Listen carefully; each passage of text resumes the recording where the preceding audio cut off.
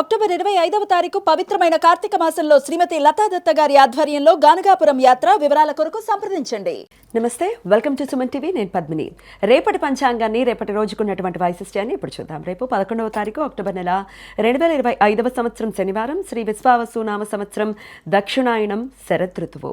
రేపు ఆశ్వయుజ మాస బహుళపక్ష పంచమి తిథి సాయంత్రం 4:43 వరకు, తదుపరి షష్ఠి తిథి.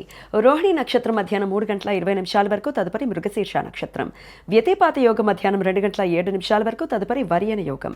తైతర కరణం సాయంత్రం 4:43 వరకు, తదుపరి గరజకరణం రాత్రి 3:26 వరకు ఉంటాయి.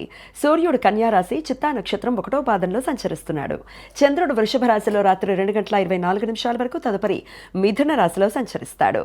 నక్షత్ర వర్జం ఉదయం 8:03 నుండి 9:31 వరకు, మరలా రాత్రి 8:31 నుండి 10:01 వరకు.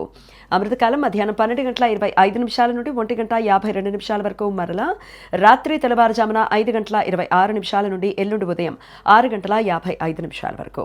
రేపు సూర్యోదయం ఉదయం 6:08, సూర్యాస్తమయం సాయంత్రం 5:57, చంద్రోదయం రాత్రి 9:36, చంద్రాస్తమయం ఉదయం 10:24. అభిజిత్ ముహూర్తం పగలు 11:39 నుండి మధ్యాహ్నం 12:26 వరకు, దుర్ముహూర్తం ఉదయం 6:05 నుండి 7:43 వరకు, రాహుకాలం ఉదయం 9:05 నుండి 10:34 వరకు, గుళిక కాలం ఉదయం 6:05 నుండి 7:37 వరకు, యమగండం మధ్యాహ్నం 1:31 నుండి మధ్యాహ్నం 3 వరకు.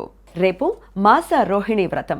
జైన స్త్రీలు తమ భర్తల ఆయురారోగ్యాల కోసం ప్రతి నెల వచ్చే రోహిణి నక్షత్రం రోజు ఉపవాసం ఉంటారు. శనివారం రోహిణి నక్షత్ర కలయిక ఉండటం చేత సర్వార్థ సిద్ధి యోగం, అమృత సిద్ధి యోగాలు రేపు సూర్యోదయం నుండి మధ్యాహ్నం 3:20 వరకు ఉంటాయి. ఈ యోగాల సమయంలో ముఖ్యమైన పనులు ప్రారంభించడానికి అనుకూలం. ఏకార్గళ దోషం ఇవాళ రాత్రి 8:11 నుండి రేపు మధ్యాహ్నం 2:07 వరకు ఉంటుంది. వ్యతిపాత యోగం జరుగుతున్న సమయంలో రవిగ్రహం చిత్తా నక్షత్రంలోనూ, చంద్రుడు రోహిణి నక్షత్రంలోనూ ఉన్నప్పుడు ఈ దోషం ఏర్పడుతుంది. ఈ సమయంలో శుభకార్యాలు చేయడానికి అనుకూలం కాదు. ఈ సమాచారాన్ని మనకు అందించిన వారు మేడికొండూరు విశ్వనాథ్ ప్రసాద్ గారు.